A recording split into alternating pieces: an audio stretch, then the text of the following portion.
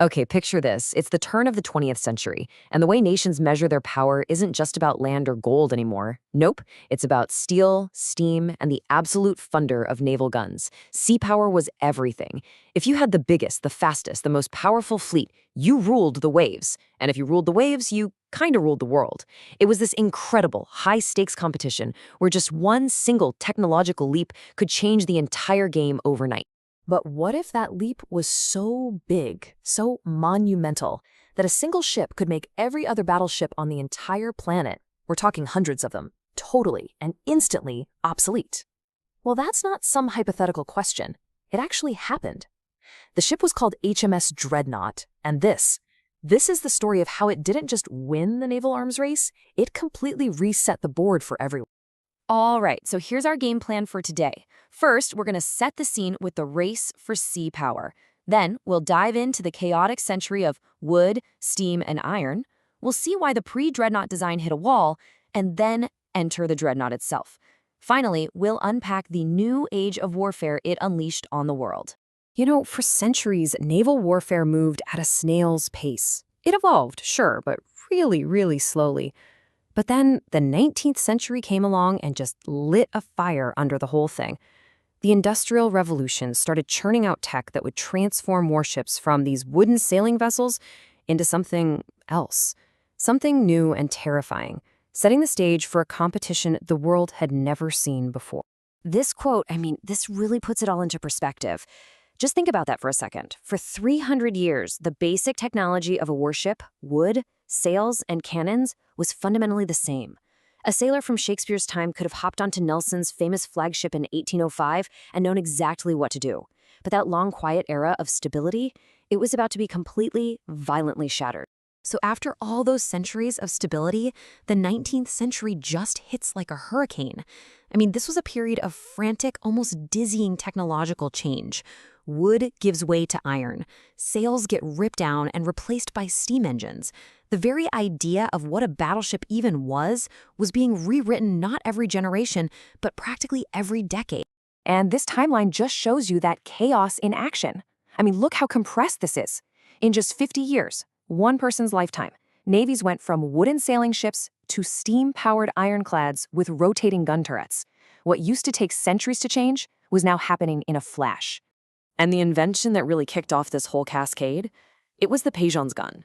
See, before this, cannonballs just punched holes. But an explosive shell? That was a completely different beast. A single hit could turn a solid wooden hull into 1,000 flying splinters. Literally overnight, every wooden warship on the planet became a floating tinderbox. There was only one answer. You had to start wrapping your ships in iron. This comparison just lays it all out there. In only 55 years, look at the insane leap forward. You compare Nelson's legendary victory with the first real British ironclad, the Warrior. Propulsion, hull, armor, guns, every single thing is different.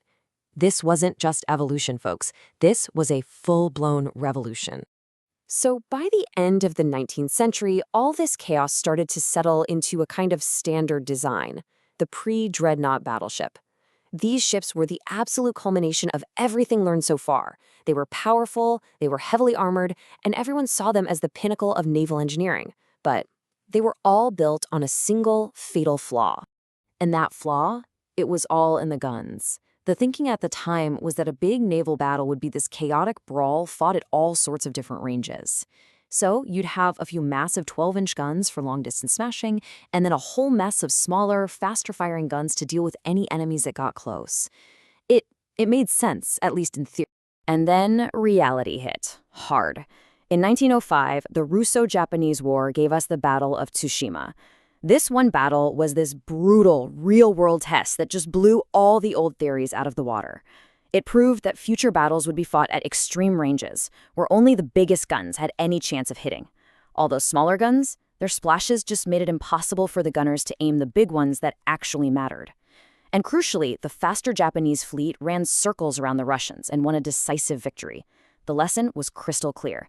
You need lots of big guns, and you need to be fast. Now, this lesson was not lost on one guy in particular, Britain's top admiral, Sir John Fisher. He looked at the hard, brutal data coming out of Tsushima, and he envisioned this radical new kind of warship, a super battleship, built on two dead simple principles: all big guns and all big speed. And this was the revolutionary idea. Just get rid of the messy mix of large and medium guns. Instead, you build a uniform main battery of only the largest, most powerful guns you can fit on a ship. This would make aiming way simpler, it would maximize your long-range hitting power, and it would create this absolutely devastating, concentrated broadside. And this table right here shows the staggering result. Just look at the best pre-Dreadnought Britain had at the time, the Lord Nelson, and then compare it to Dreadnought, which was launched just 1 year later. The number of heavy guns, it more than doubles, from 4 to 10. The weight of shells it can fire at once, the broadside, is over 50% heavier. And then there's that speed difference. Yeah, that jump to 21.6 knots was an absolute game changer. What it meant was that the Dreadnought could choose when and where to fight, every single time. It could hunt down any older battleship in the world, blast it from a range where its own guns were useless, and it could run away from any fleet it didn't want to fight. Speed gave it total tactical control. And all that speed was made possible by another equally revolutionary piece of tech, the steam turbine. This new type of engine was lighter, more powerful, way more reliable, and easier to protect than the old clunky engines. You know, the turbines were just as important as the all-big gun design in making Dreadnought such a world beater. So, when HMS Dreadnought launched in 1906, it wasn't just a cool new ship. No, it was a strategic earthquake. The very existence of this one vessel had immediate, dramatic, and global consequences. It completely reset the entire balance of naval power. And here's the number that shows you why. 61. That's how many pre-Dreadnought battleships the British Royal Navy had. They had, by far, the largest and most powerful fleet in the world. And in a single day, with the launch of their own ship, all 61 of them were basically rendered second class. And this is the central paradox, the crazy irony of the Dreadnought. By building a ship that was so much better than anything else afloat, Britain had actually wiped out its own massive numerical advantage. Germany, its biggest rival, suddenly didn't have to worry about catching up to 61 British battleships. The race was now 1-on-1. The scoreboard was reset to Britain 1, everyone else 0.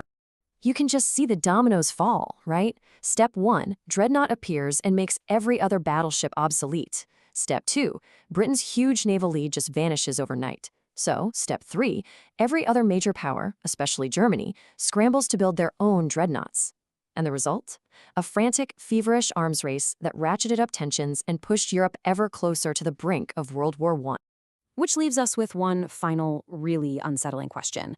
The Dreadnought was a masterpiece of engineering, a technological marvel that locked in Britain's naval dominance for a new generation. But by creating the ultimate weapon, by resetting the entire strategic game, did Britain inadvertently light the fuse for the very conflict it was designed to prevent? That's the complicated legacy of the one ship that changed the world.